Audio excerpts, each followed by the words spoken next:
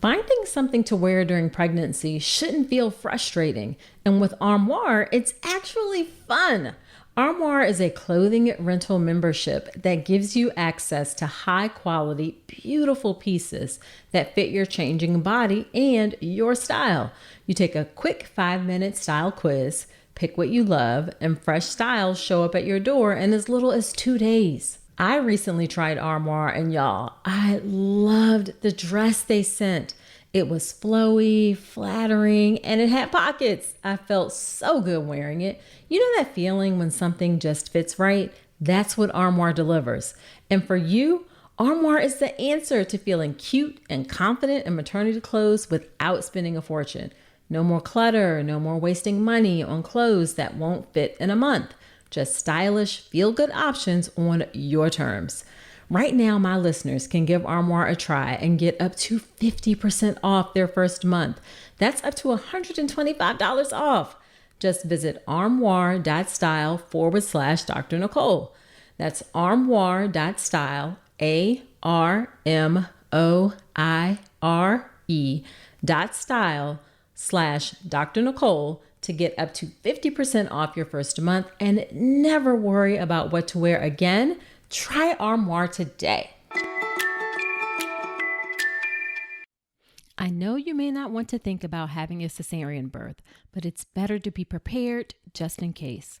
Today's guest will help you really understand how you can feel fulfilled even if you have a cesarean birth.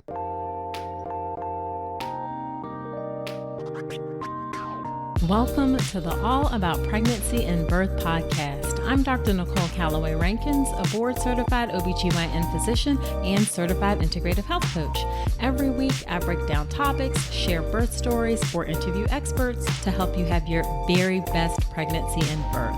Quick note, the information is for educational purposes only and is not a substitute for medical advice.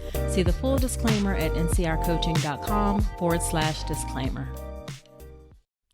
Welcome to another episode of the podcast. Thank you for spending some time with me today. I know your time is valuable, so I am grateful that you choose to spend a little bit of time with me. Now, today's episode is a full one. I have Linnea Taylor on, and she is sharing her birth stories about her cesarean births. Linnea is a full-time stay-at-home parent and a part-time artist. She specializes in hand-drawn logos and brand artwork. She lives with her husband and 4 children in beautiful Gillette, Wyoming. Now, Linnea and I have a great conversation about her 4 cesarean births.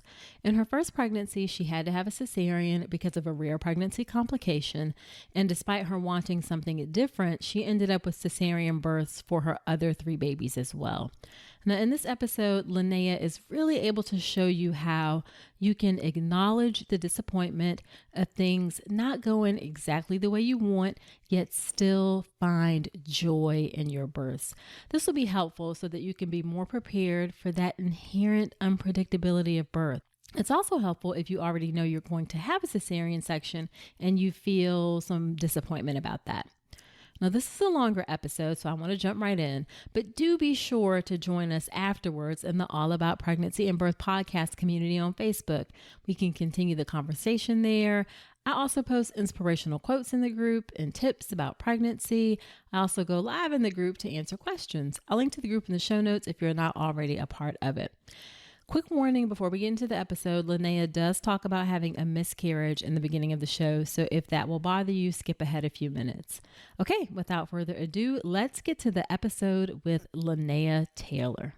Hi, Linnea. Thank you so much for coming on the podcast and sharing your birth stories. Well, thank you for having me. I'm really excited. Yeah, good. So why don't we start off by having you tell us a little bit about you, your work if you want to, and your family. Well, I live in Wyoming with my husband, Ben. We've been married for 12 years, or almost 12 years. We have 4 kids. Okay. And 2 boys and 2 girls. I got married when I was 18. Oh, wow. Which seems so wild now. I thought I was ready for it, but Right. I mean, I wouldn't change anything, but it was a wild ride. We got pregnant for the first time when I was 20. We lost that baby, unfortunately, when I was 12 weeks along. And that really was very for me. I'm sure, especially being so far along. You may have had an Yes, ultrasound and I did. Yeah. And I hmm pretty much had kind of a, I mean, what I imagined was like a little delivery because there was a mix up at the doctor and they thought I had past tissue or something. right.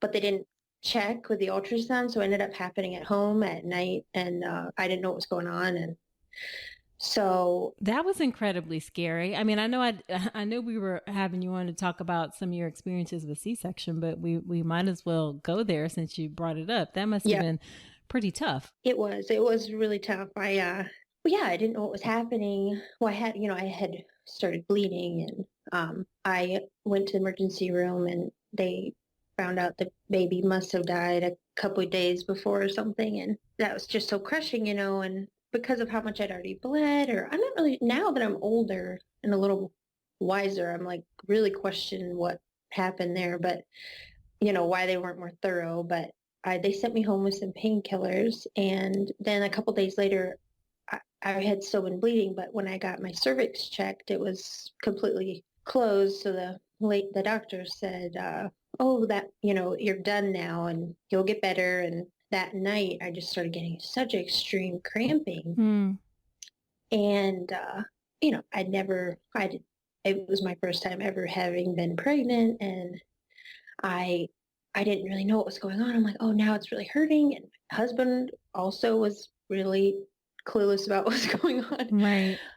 But it hurt. I mean, it was extreme pain. And I imagine it was like a little version of laboring for a baby. Because, Yeah. and it was so terrible. It happened, and it was just so traumatic to have that happen Right.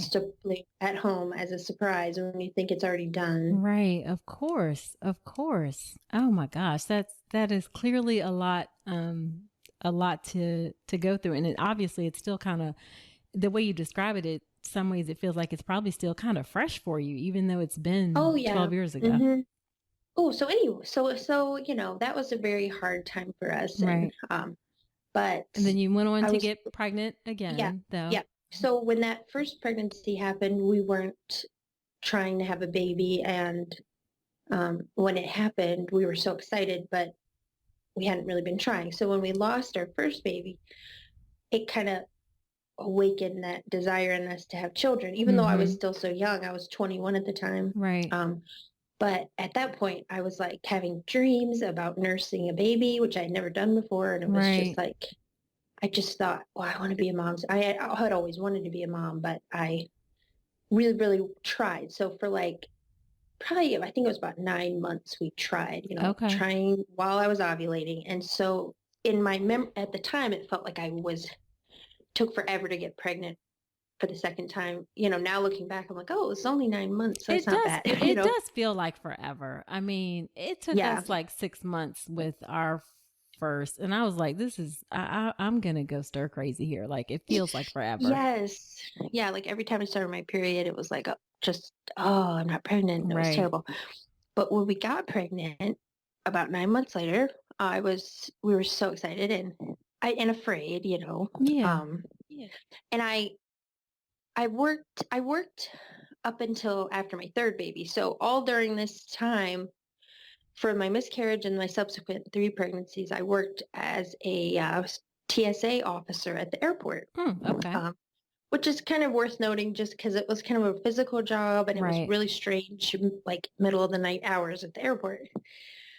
Um, and so I was just nervous working there when I got pregnant because I had lost the first baby and I just didn't know, I had that guilt, like, did I overdo it or Which of course you didn't. I hope going back, I hope you don't feel guilty or like you did anything because unfortunately yeah, miscarriage happens. yes, thankful and thank you for that. I mean, I do now, I'm 30 now. I look back and I don't feel any guilt, but when I was just so upset over it, it's like, all those Of emotions, like, course. but so when I got pregnant with my daughter, she's 8 now, we were so excited. But anyway, I guess I don't need to go into all that. I was supposed to be talking about my family, but No, that's okay. That's okay. but yeah, so I worked as a government employee at the airport for like 7 years. After that, I was able to come home and be a stay-at-home mom, which was a big heart's desire of mine. So my last baby, my youngest, he was the only baby that I was like I was at home from his conception to his birth. Like I wasn't working outside of the home or working irregular hours. And now I am a stay-at-home mom Okay. and I am a part-time artist. So I do a lot of like branding work and logos and stuff. Okay. Awesome. And about me, I guess, if you want to know, Yeah. I just am kind of a regular lady. I just love my kids. I love spending time with them and my husband. And I love to read.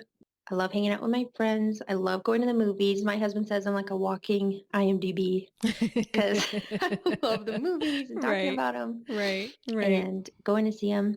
But that's just, I guess, a little rundown about me. Okay. Okay. So you have 4 children, and you said the oldest is 8? Yes, I have an 8-year-old girl, a 6-year-old girl, a 4-year-old boy, and a little boy who's going to turn 2 next month. Okay. All right. So you have a full household for sure. Oh, yeah. Yeah. Let's talk about something most pregnant women aren't getting enough of: omega-3 DHA. The recommendation is over 200 milligrams a day, but less than 5% of pregnant women in the US meet that. That's one of the reasons I love Ritual's Essential Prenatal.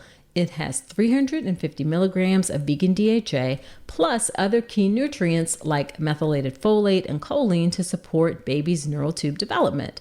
As an OBGYN, I appreciate that Ritual goes beyond the basics. The formula is science-backed, third-party tested for heavy metals and microbes, and every ingredient is traceable. And the delayed release design, it's gentle on the stomach, something that really matters, especially if there's trouble with nausea during pregnancy. You deserve to know exactly what you're putting into your body, especially when it comes to prenatal multivitamins. And with Ritual's dedication to traceable science and sourcing, you always will. See for yourself with 25% off your first month at ritual.com/Dr. Nicole. Start Ritual or add Essential Prenatal to your subscription today.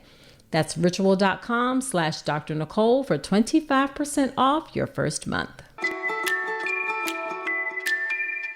So I know you have 4, but I want to focus most of our discussion on talking about the first and the second pregnancy. So you talked about, or second children, I should say.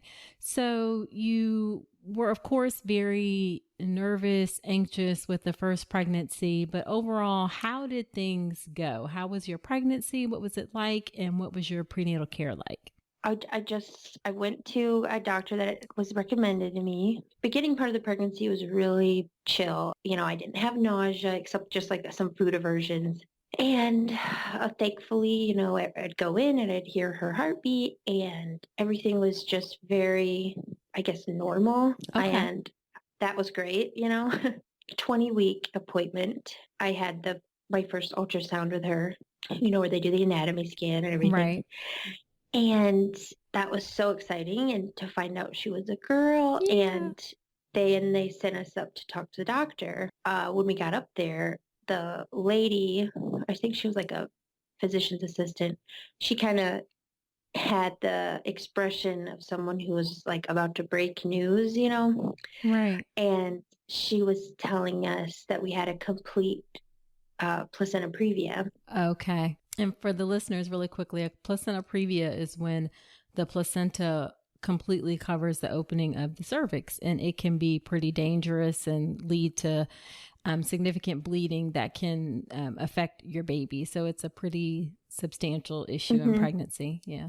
Yeah. And I'd never heard of it, and she said, okay, look, she was showing us on the ultrasound. She's like, this is a complete previa, it's just dead center over your cervix. I'm like, oh, well, is the baby okay? And she's like, oh, yeah, baby's fine, So I don't know if like God was protecting me from a lot of unnecessary worry or what, Mm-hmm. but like I wasn't freaked out by the news because I was just so happy to learn that she was looking good, Right. at the Right, time. right, right. And you've never heard of this thing before. It probably sounded like something like out of the blue kind of thing. Like, Yeah, I'd okay, never heard of right, it. Yeah. right. So I'm like, okay. And so she said, I was going to be on pelvic rest, no sex, no bending unnecessarily. She was telling me how she didn't want me, ever getting an exam, like a cervical exam, Mm-hmm. unless absolutely necessary. And they were telling me at that point that unless the placenta really moved up, that I'd be having a C-section. And which often, and I'll say which often it does, and I don't know how your story is going to end, but often Yep. it does. It most of the time it actually will move up. Yes. And I was hopeful of that. So yeah, she told me, okay, if it doesn't move, be prepared that you'll need a C-section. And I thought, okay, just waiting. And so I went and I told like the people at my job that I couldn't be lifting suitcases anymore, or like there was a bunch of things I couldn't do. So I was kind of on limited duty at my job and for the duration of my pregnancy. So I was just trying to take it real easy at work. So I got subsequent ultrasounds just to check on the cervix, and it just never budged. It just stayed dead center. Okay. And I mean, I was worried as far as like, because I lived in North Dakota at the time. So Okay. she was born in January. So the whole winter, I wore those little cleats on that you kind of strap onto your shoes because like they're like ice pick shoes or something. Right. I was so worried about slipping that I wore those everywhere and just would go click, click, click, like Wow. just. um, so as I got further along in the pregnancy, more people started, like I'd go in to see, because sometimes I'd get worried because I hadn't felt the baby move in, I didn't know how long, maybe like 6 or 7 hours. So I'd just work myself into a tizzy at my job. So I'd have to leave and go to the hospital to get a monitor on. And Right. and the nurses would always say, they'd look at my chart and they'd say, "Oh, you haven't had any bleeding yet?" And I'd say no. And then the more people I had tell me that over, as I got later on in the pregnancy, like 7, 8 months pregnant, I started Uh-huh. being like, wow, like what's going to happen here? Like, Right. am I just going to start like bleeding a lot, or is the baby going to be okay? So I did get pretty worried as that pregnancy went on. I didn't end up loving my first OB doctor. And I really think I can pinpoint, well, she was the one who told me not to get a cervical exam, like ever. Like, Mm-hmm. she's like, it's just so sensitive and nothing should be up there, And one of the times when I had gone into the hospital they wanted check out something. A guy came in who was like a resident or something, Okay. Right. and because he said something about training, or he wasn't even a resident. I think he was, well, maybe like an intern or something. I'm not sure, but Okay. he was like, okay, and we're gonna do a quick cervical check. And I said, well, hold on, they told me not to. And he's like, well, your doctor wants you to get a cervical check. And I just didn't know if she actually had said that, or if he just thought that was the routine, or Oh I no, just, he was wrong. He was just dead yeah. wrong. Yeah. Well, I was so protective, and so then I had a nurse, like a head nurse, like Mm-hmm. whatever you call them, but she Right. came in and she was unkind to me and said, honey, we're the professionals here, and you need to have your cervix checked. Oh my And goodness. I said, well, I have placenta previa, and I'm telling her all this, and she's like, doctor, whoever, wants you to have it done. And I said, well, if she's here, could she come and talk to me? Because she had told me not to. I'd like to hear it from her. Right. And they're like, well, she's busy and she couldn't come for like another hour. And I thought, okay, that's fine. And so she did come, and she did want me to have one, I guess. And she was so upset at me for not just letting them do it. And Oh, that sucks. I mean, I know, it really did. especially Yeah. since And I mean you've been told, and you had at that point had you been told that the placenta had moved at all? mm-mm. No, Oh, it didn't move. right. So I don't even remember why she wanted the cervix check, but she ended up doing it. And she was just visibly really upset at me. And that kind of just, that was definitely not the best day. Of course. As we got nearer to the end of the pregnancy, around 36 weeks, the doctor said the baby seemed like she was getting big and that they worry about a big baby, resting on that because the placenta was still just dead center over my cervix. Right. And they said that if they do an amniocentesis test and to check if the lung fluid was mature enough, Right. and if it was, they wanted to deliver the baby because she just seemed to be getting big. They were worried that if they didn't, that I'd have some kind of episode like bleeding or baby would be in danger. So we went to the hospital and I wasn't worried about a C-section because I had been kind of thinking about it since 20 weeks. Right.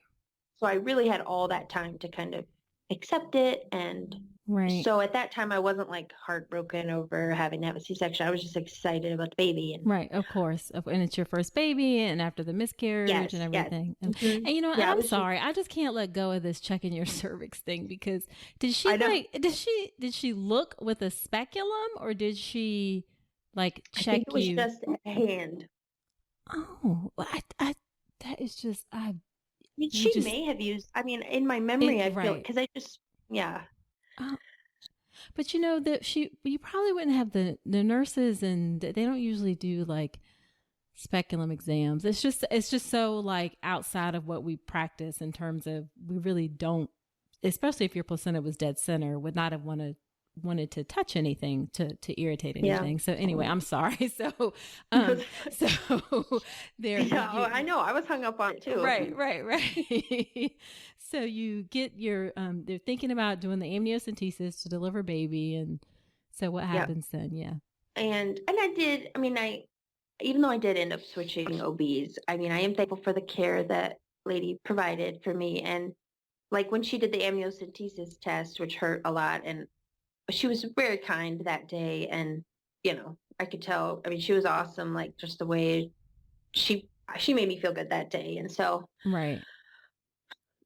I just, maybe she was having a rough day or something. I don't know. Right. But Right. I went in there and I just thought that we'd end up having the baby that day, but the test came back that no, the lungs were not mature and they would wait again and do it the next week. So I went home and it was kind of like, okay, I'd already gotten off of work. Like I'd already started my maternity leave like the day before because I thought we were having the baby. So that ended up actually being a nice time for my husband and I just to take a few days and like go see a movie and Right. relax Yeah. together because he was off work and I was off work.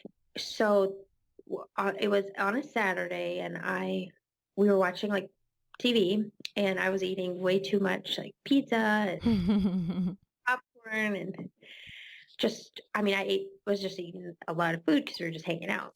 And it was like pretty late at night. Like I went to the bathroom and when I wiped, there was blood on the toilet paper. And I just freaked out, like it's happening, Right. like this is not a drill. Right. And I am not a chill person. Like, oh my gosh. Well, And we so, gotta all know where we stand. So. yep. bless my husband. He has to always deal with it. Oh, but I was just started screaming out in the bathroom and my husband Ben says he knew right away like what must have been going on. And we just flew out the door. Like I didn't bring anything with me. I just had my pajamas on and Ben drove me there and he didn't have time to start the car. So our teeth were chattering the whole time. And thankfully we only lived like 5 minutes from the hospital. Oh, So good. I called them ahead of time and they said, okay, come right up, like through the emergency room. And so I got up there. I told them what happened. They put me in a gown and I didn't know what would happen, like if they'd make me stay there while they monitored the bleeding or what. But then I had the doctor who was on call. She came in and she said, okay, we're taking you back. And So it was kind of like a mix between like an expected C-section and also an emergency C-section, Right. because I knew I was going to have one when the time came, but I just, it still felt like such a shock. I mean, I'm like, Right. what? Right. Right Right. now? Yeah. And shout out to that doctor because I love her. She ended up delivering all three of my kids. Okay. Anyway, so we went in and, Ben, I'm just like freaking out. Like, oh my gosh, I'm just shaking. Like, I can't believe it. Well, then Ben is just so excited. He's like calling people, she's going in, and I'm like, hold on, get off the phone. Like, we got, they throw some scrubs on him. I mean, it all just happened so fast. I mean, like, they're pushing me down the hall and the nurses are kind of pulling bobby pins out of my hair. Right. It happened really fast. I, my husband, I gave him a kiss and I kind of thought, the next time I see you, Lord willing, there's going to be a little baby out. And, so I went in the operating room and I've never had surgery before that. Mm-hmm. So that was in and of itself like a shock. Just it's so different than like it looks on TV. Like, but and I was pretty much naked, and then they're getting ready, buzzing around me. It's like they're all so kind, but but they're busy doing their jobs, Right. so it's Right. almost like they're not even there. I was just so nervous, but so excited because I felt safe then. Like on the way to the hospital, I felt nervous, but then I thought, okay, they have the monitor on the baby. They're about to take her out. Like we're made it to the finish line. So I was so thankful. And it, before they even like shaved me down there or put a catheter in, they put me to sleep. Why did they not do, normally we do the spinal medication in the back. Why did they not do that? If my memory serves me correctly, I think they said they were worried about bleeding. Mm. Okay. Okay. And I don't remember being surprised about being asleep that first time. So I think they had told me that ahead of time that for that C-section, they were just going to put me under general anesthesia. Right. So I went to sleep, and because I hadn't had a spinal block when I woke up, it's like it felt like I had no painkiller in my system. Mm. I was so much in pain, Oh, and goodness. I was in a dark recovery room, and the lady there was super nice. But, I'm like, is the baby okay? And she goes, oh, yeah. They were kind of telling me about her. Oh, she has a lot of hair. And I had told Ben ahead of time, like, don't worry. I just go hang out with the baby. The doctors can take care of me, and you just enjoy, like, someone's got to be there for the baby's, like, first moments. And, Right. oh, and I should mention that they let him in, which was so nice. So at least one parent gets to tell the story of her like coming out and her Yeah. first cry. Yeah. That is nice because usually we actually don't let a family member in when somebody goes under general anesthesia. Yes, because when I had to go under general for my second, and they pushed back a little bit, but Ben really said, I was allowed in the first one, and so he made sure he talked ahead of time and got it kind of written down. I'm allowed in there. Right. But anyway, so yeah, when I woke up, thankfully she did have to be in the NICU because her lungs were immature. So Okay. I was like almost 37 weeks. And she stayed in there for 10 days, but there were not life-threatening, or, they weren't too concerned. They just there were like little setbacks. So that is her birth story. Okay. And that was just the most, her being in the NICU, and it took a while to get nursing down because I didn't even get to hold her till she was like 4 days old. Oh, wow. Yeah, so that was like the hardest newborn stage Sure. Sure. Sure. of all my kids. And for your first one too. Yeah. So, yeah. Yeah. And Yeah. again, I didn't know kind of what I was missing, so I wasn't that torn up about it. Like I was just so Gotcha. thankful she was fine. Gotcha. And people kept talking to me kind of in a consolatory way. Oh, I'm so sorry you had to have a C-section. I'm so sorry your baby's in the NICU. And I did appreciate concerned, but I'm like, hey, Hey, I'm just so you're glad. like, I got a baby, so Yep. right. Yeah. Yeah. I was Oh, just so excited. right, right, right. So then, and it's hard to have your baby in the NICU. My first daughter was born 8 weeks early, and she was in the NICU for Oh a my, month, and oh she my had to God. have surgery after she was born. So, Oh, you can't quite explain to anybody what it's like to have your baby in the NICU. yep. It's something Hmm. you never quite forget. Yeah. And like I know that I would have been really freaked out if the same thing had happened to like my fourth baby, or Right. because like I once I saw what a normal or a typical baby had their experience right after birth, I thought it actually scared me in retrospect thinking about my first daughter's Mm-hmm. experience. Like, Yeah. because at the time I was just kind of blissfully unaware, like, okay, the doctors say she's gonna be fine, Right. but now when I look back, I'm like, oh, that would scare me so bad now. I Yeah. mean, it scared me. I mean, I was worried and concerned for her at the time, but I wasn't like super freaked out. And I think that it would have freaked me out even more if it had happened like after I'd already had just like a typical baby that comes Right. into your room and For sure. For yep. sure. For sure. So then you get through that pregnancy, the delivery, get your baby home, and then it sounds like a couple years later, found yourself pregnant again. And Yes. did you decide that? And I know just from talking to you a little bit via your story, you wanted to have a VBAC or try for a VBAC. Hmm. What was your thought process in making that decision about VBAC versus repeat cesarean section? I had always had that vision of pushing a baby out. But Mm-hmm. it's something that I just loved the idea of. I and I wasn't ready to give up on that dream. My doctor said that I was a good candidate for a VBAC because it's not like I had had an unsuccessful labor before. Correct. Yep. Yep.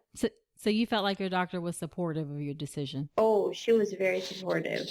And this was, my new doctor. She had been the emergency one who had delivered my daughter, and Right. she was very supportive. And I really believed that it was going to happen. So I actually went to like birthing classes for the Right. first time. Right. Like Right. I hadn't gone to birthing classes with my first because I thought, well, I'm not even going to be able to give birth, so it doesn't matter. I was just so excited. And her pregnancy, again, was pretty chill. I was just relishing the ability to do whatever I wanted because wasn't on pelvic rest, Right. So I was exercising and just I felt so good. And it was the summer, which made a difference. Right. Like, anyway, so I was super excited to try the VBAC, and as it got closer, I was nervous because I heard about like the risks. Right. But I was just hopeful, and it's funny because with my first daughter, I had a lot of Braxton Hicks contractions, even early on because she was born at 36 weeks, so I didn't even Uh-huh. get to the later part of my pregnancy. But with my second daughter, I was like not having any Braxton Hicks contractions. Like nothing. She was just chilling in there like Yes. And so as it got closer, I mean, I guess I don't know when they start the weekly cervical checks, like at 36 weeks or 35 weeks. Yeah, around about there. And that's not necessarily standard that all OBs do it just because it doesn't necessarily give us any additional information. But roughly, yeah, around 35, 36 weeks for doctors who do it, that's when they'll do it. But it's really not necessary. Oh, okay. Yeah. So I would get really, though I hate cervical exams, I don't know who likes them, but Yes, I would get exactly. excited. I always tell like, yeah, whenever women tell me like I hate cervical exams, I'm like, well, if you liked it, that might be kind of strange. So Yes. Oh, that's so true.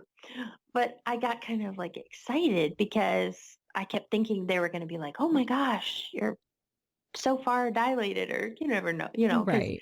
I had friends of mine, that would always have those stories about, oh, I went in and I was 5 centimeters dilated. So I was just so geared up and pumped. And every time I'd get checked, They're like, wow, you are just not even a fingertip dilated. Like you are Oh, just. and you're like, okay, great, thank you. Yeah. No. And so I was doing everything that you've ever heard of Okay, as like, you got to tell us what you were doing. So, okay, like, I mean, people say that, having sex can initiate labor. Like right. so we were trying that, all the time. And, I was squatting. Like, I mean, I pretty much just was like walking around squatting or lunging like all the time. I mean, this was once I was like 38, 39 Yeah, weeks. yeah. Um, and, I'm eating the spicy food and walking it out. And I wasn't even having like one Braxton Hicks injection. I mean, I've come to learn that I must have like the cervix of steel or something. I don't know what. Right. But anyway, so we tried everything. I mean, I went past the 40-week mark and, the doctor's like, oh, honey, I'm so sorry that you were just not dilating. She's like, so we got closer and she's like, we need to schedule it for that 41 week. And actually now looking back, I realize how cool it was that my doctor was willing to let me go that far. Right. So she said if no labor by 41 weeks, then go ahead and schedule a C-section. Yes, pretty much. I'll see you then, or I'll see you when you're laboring. Right. Right. And did she talk at all about inducing your labor? She did not, because this might just be like a North Dakota thing or something, but she said they do not induce women who have had a C-section because it could thin the uterine lining or something. Yeah.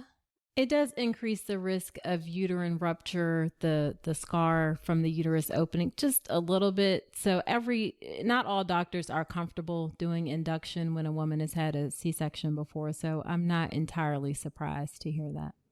So yeah, so like the day came and I was feeling bummed, because I'm like, oh, come on, Right. You've done and all the preparation, you went to the classes and everything. uh-huh. I know Ben and I, like, we had sex like a couple hours before we went for the That C-section was that last just to ditch see. effort. We just gonna Yeah. try it. And it's just funny because I went in and, and I asked the doctor because I asked, I think it was somebody like I don't think it was my doctor. It was like a nurse, but I said, could you please check me one more time? Like, this is after I was like, had my like hairnet on or whatever you call it, like for the Right. surgery, Right. I said, could you check me just one more time just to see like if I'm dilating? And she said, wow, there's just nothing. Okay. Um, Right. and so I thought, all right, God's will be done. We'll go in and do the C-section. And I was so excited because I thought, it's kind of a win-win because it's like I'll either get to have a VBAC or I get to be awake this time. Right. Because I think most people want to be awake for their Oh, birth of their sure. child. Yeah. Yeah, Like, I would agree. I mean, and so I went in and I was just so excited and I was nervous too because I'm like, what's this going to be like being awake and experiencing a C-section? But I was so excited and I went in and I had mentioned, because I have scoliosis, Mm-hmm. a pretty pronounced curvature. I had to wear a brace for a couple years when I was a teenager. Um, Okay. and it hadn't ever occurred to me to really talk about it before to the doctors. But that day I kind of, when the anesthesiologist came in to talk to me about the spinal block, I hadn't had that conversation before because they never had planned on giving me a spinal block with the other pregnancy. So this was my Right. first time talking to an anesthesiologist about the spinal block. And I was talking to him and I said, this is just a couple minutes before he went in the operating room. I said, I have scoliosis. Like, is that going to mess anything up? And he said, oh, I don't think so. I've had a lot of patients with scoliosis. Like, I'm sure it'll just be fine. And he's like, I've hardly ever seen that happen. And I think he said he'd never seen it happen. Um, so anyway, we went in and it was much different than my first C-section because I was awake and while they were shaving me and putting the catheter in. And that was a new experience. Like, I'm like, geez, I just felt so exposed because I'm just like naked and your Right. legs are in like the frog leg position, and Right. but again, I was super excited. So then they had me sit up for the spinal block, and that hurt a lot more than I thought it was going to. Mm. But they were so kind. They were so kind to me. They laid me down and they said, okay. They were explaining to me what it was going to feel like. I didn't feel that numb yet, and I kept, well, Okay. when am I supposed to feel numb? And Right. they're they're like, well, it'll come. And I laid there and I was like, should I be able to wiggle my feet? And Right. they're like, that's kind of weird, but they're like, no, you're just fine. And so then a doctor came in and she's talking and talking to the other people in the room and talking to me. And she's like, okay, Linnea, I'm going to start doing some tests. I was like, ouch, because it hurt. And she said, does that really hurt? Or do you just feel the sensation of being touched? And you're like, no, it hurt. Yeah, I said, that really hurts. And then I started moving my legs and she said, wow. Like, You because shouldn't be able to do that. Yeah. yeah, she hadn't been in there when I was moving my legs a couple of minutes before. But she's like, oh, honey, she did a couple more tests and they waited 5 or 10 minutes maybe. And she said, the lady who put it in, the spinal block, she was in there and she said, when I put that in, I put it in perfectly. Like, she's like, I just can't see the point of trying the spinal block again. Okay. She's like, I really felt like I got the needle right in the right place. And Right. Right. and so my doctor came up and she just was so sweet and caring. She just kind of stroked my head and she's like, you know what, honey, it looks like you have to go to sleep again. And I just was crying so hard that my teeth were chattering. Oh, I wanted to be awake. of course. Yeah. And it was like you were having the VBAC. You weren't going to get Yeah. the VBAC. And then the thing hmm that you thought you were going to get being awake, you weren't going to get that either. Yeah. So I didn't even get to see Ben in that moment because, they don't bring him in until I would be already set up. Right. So I didn't even get to have him there saying like, when I had parted ways with him, I thought I was going to see him when I was awake. He had told me later, that he was so sad and disappointed for me when they came out and told him that I had to be asleep again, but they did let him in again. Okay. Anyway, so they put me to sleep. So that's like kind of the last thing I remember there is again, them counting backwards and I just drifted off. She was born in the daytime, so it was daylight and I was in the recovery area for however long that is, like an hour or something. And then they started wheeling me up to the next level where the baby was because she didn't have to be in the NICU. She was just a big 41-week baby. Right. How big was she? Who was healthy. Well, she was 8'6". Okay. So she was solid Which for is, sure. yes, but I forgot to mention this. The funniest thing, my baby, my first girl, who was born at almost 37 weeks, she was 8'10". Dang. Linnea. Oh my goodness. Yes. So she was bigger at 36 and a half weeks than her sister was at 41 weeks. Oh my, if you would have gone to full term, she'd have been like 10 pounds. Yes. Well, I was 10 and a half pounds when I was born. Oh, okay. Okay.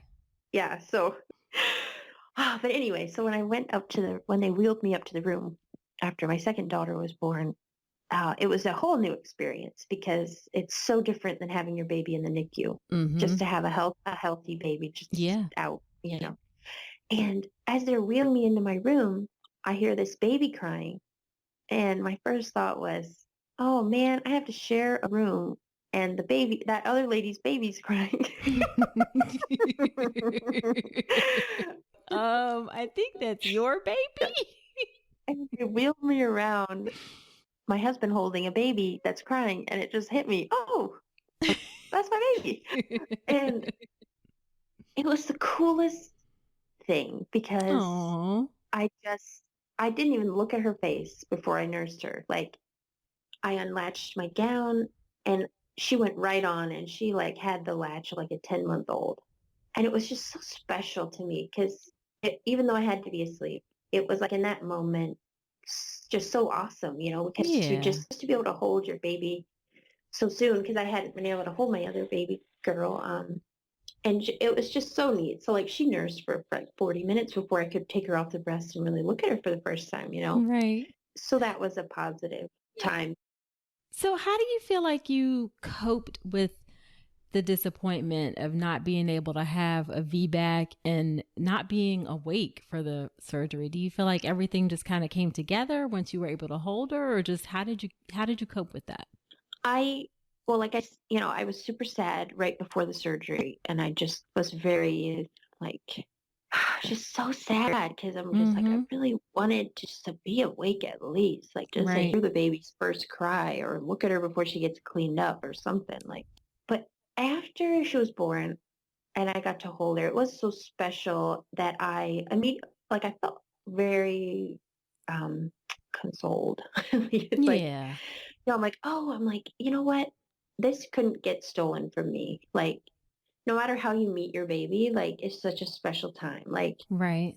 yes, I had to be asleep, but, I realized, wow, but look at my beautiful baby. So I felt better, but I think in the back of my mind, I thought maybe I'd get a chance still sometime to get a vaginal birth. So I think, and I'm very thankful, but I think if anything, I feel just now that I know that my childbearing season is over, I do feel disappointment sometimes, because I just, that would have been cool to experience the vaginal birth. But I mean, not like devastating disappointment, just like, oh, I think it would have been cool to like go to France, but, I it's know not, what you mean. yeah. I know exactly what you mean. I feel the same way. I had C-sections for both of my Oh, yeah. deliveries, and I do have that sort of like, it would have been nice to have that experience, but it kind of is what it Hmm. is. Exactly. Yeah. I'm just so thankful because overall they were so kind at the hospital and Right. very caring. So I think I coped pretty well. It sounds like it for sure, for sure. Let's be real. Pregnancy has you thinking about everything from what you eat to where you sleep. And if better sleep and a better planet are both on your list, let me put you on to Avocado Green Mattress. This Earth Month, I'm thinking about how small choices can have a huge impact. That's why I love Avocado. Their certified organic mattresses are made with non toxic materials, built to last, and crafted in their own zero waste facility. Because quality is sustainability. The longer a mattress lasts, the less ends up in a landfill. And listen, they're not just about eco friendly talk, they back it up.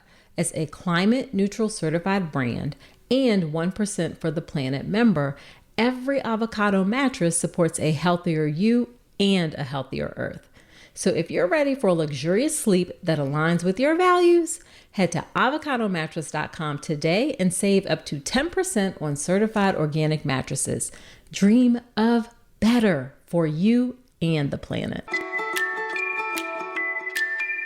Now, when it came to number 3, was there any discussion about VBAC? A lot of doctors are not comfortable with that, so it's quite possible there was no discussion.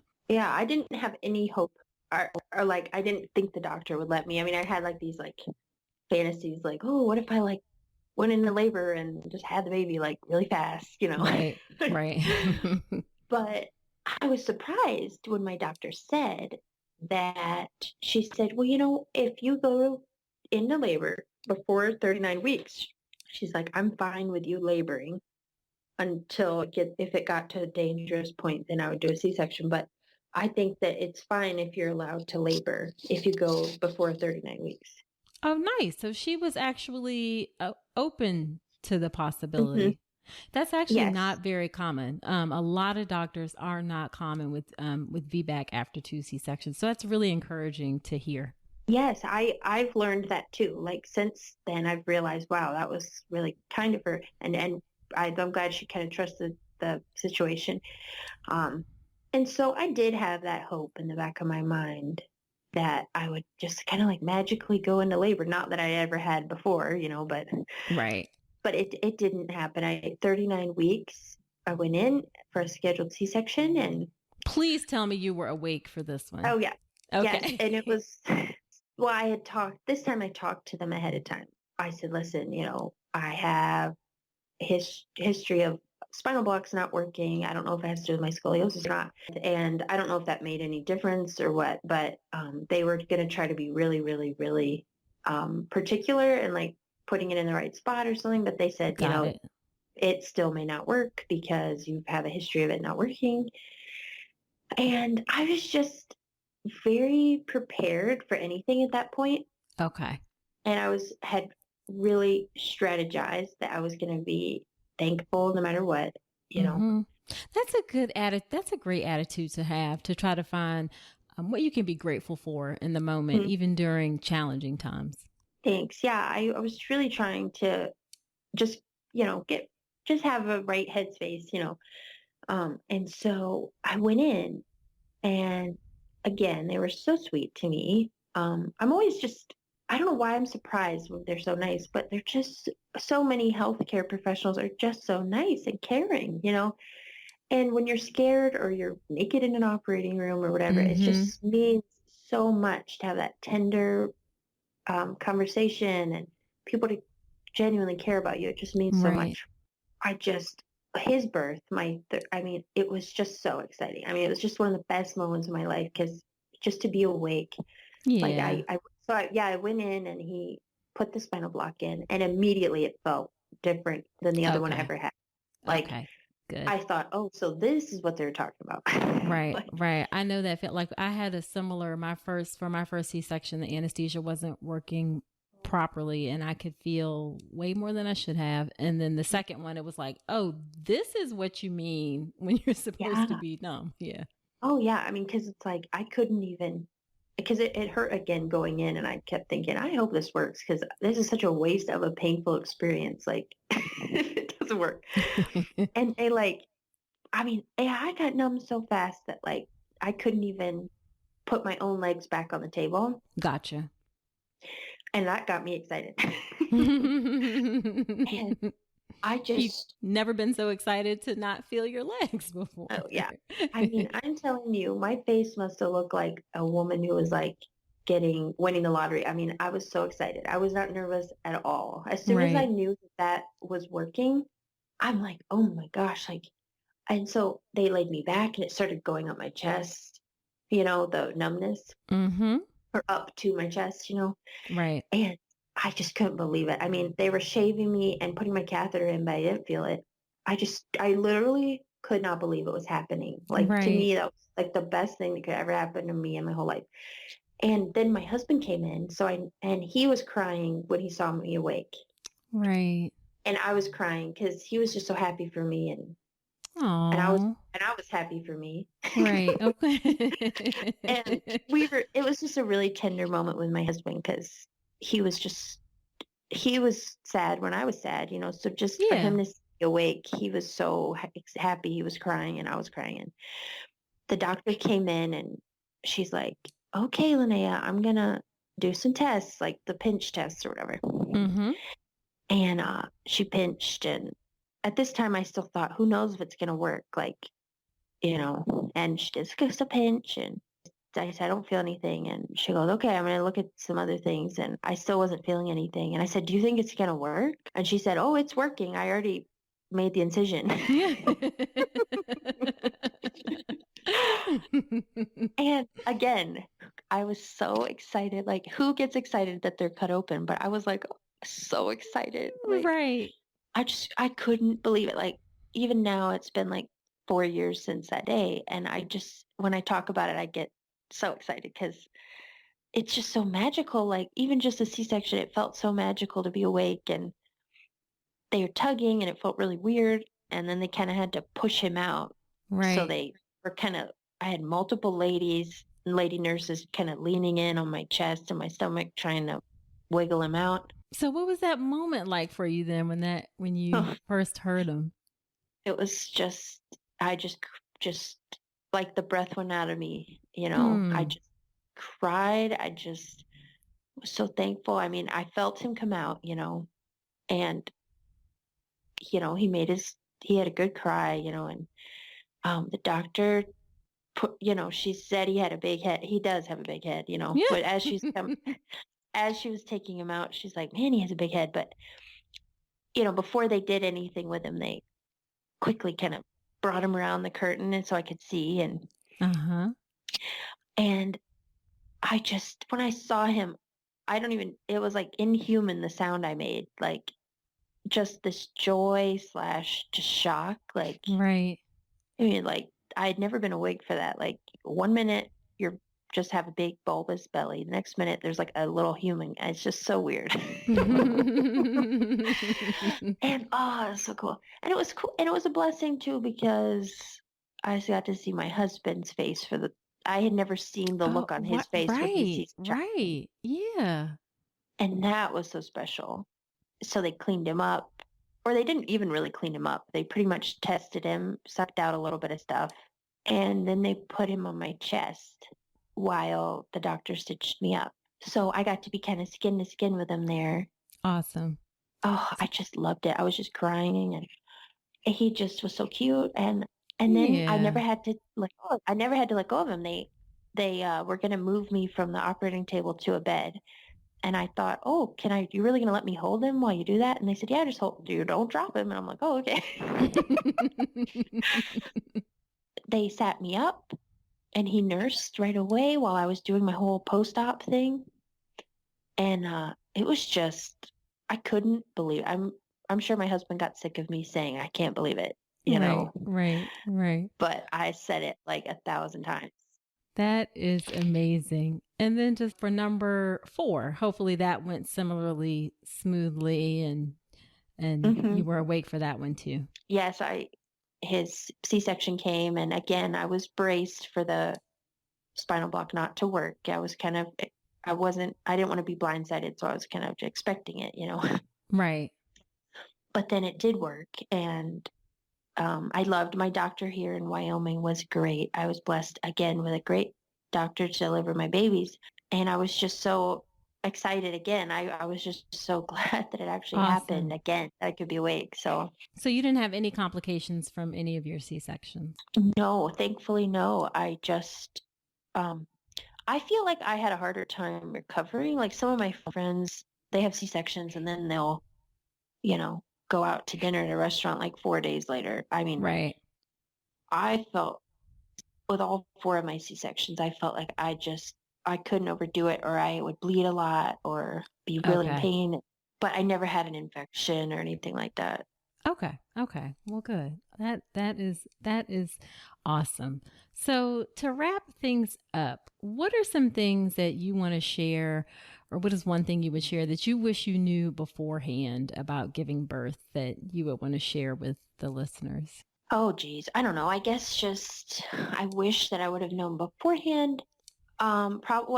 First thing is that if you have a spinal block might not work, so Mm. you can kind of so you could be prepared for that. You know, open to the possibility that lots of different things could happen at the hospital. Um, Gotcha. Yeah, it's an unpredictable process. yes, yeah, and I think I would want other people to know. It's not exactly about childbirth, but that nursing to me, it always hurt really bad the first 3 or 4 weeks. And once I got past that point, it's all gravy, you know, and it was great and didn't hurt anymore. But I like to tell friends of mine that are first time moms, you know, don't be freaked out if nursing hurts because that was normal for me and it does go Right. away. Right. I always call breastfeeding a labor of love. It's not necessarily easy or straightforward. Hmm. Yeah. So then, just to end, what is like one piece of advice that you would tell women as they get ready for their birth? One piece of advice you tell them. Well, providing that you're doing the best you can to get all the prenatal care you should have, which is a Mm-hmm. given because most do. I would just say to try to enjoy the season that you're in as a expectant mother, you know, rest and take that quiet time to enjoy those Mm, kind of sacred days leading up to it right. and just to enjoy the time with your family as it is, whether you are just you and your partner or if you have other children, but just to savor it, you know, and it's just going to happen when it's supposed to happen as far as Yeah. the birth, you know, and because those Mm-hmm. I feel like those last few days of pregnancy are just so special, and I just don't spend them like wishing that the birth was already happening. I think that's really great advice. Just enjoy the moment, because it's just really not something that you experience very often in your life, actually. So enjoy the moment while you have it. Yep. Yeah. So where can women connect with you if they're interested in finding out more about you and your artwork? Where can women connect with you? Well, you can find me on Instagram at Linnea Ruth Designs. And there I share a little bit about my artwork, and I'm actually going to I do have an Etsy shop, linnearuth.etsy.com, where I sell my like original artwork in prints. But I am going to be having a website soon for my branding artwork, and that all can be found on my Instagram account when that happens. Awesome. And I will link to all of that in the show notes for everybody so they can reach things very easily.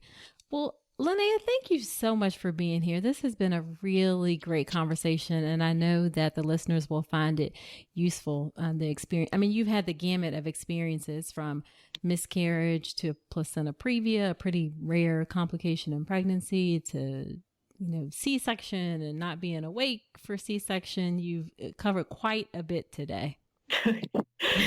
Yeah, and I'm just so thankful. I got 4 wonderful little chickens. Yeah. Yep. All right. Well, you take care. And again, thank you so much for being here. I really appreciate your time. Oh, you're welcome. It's my pleasure. Okay. All right. Bye-bye.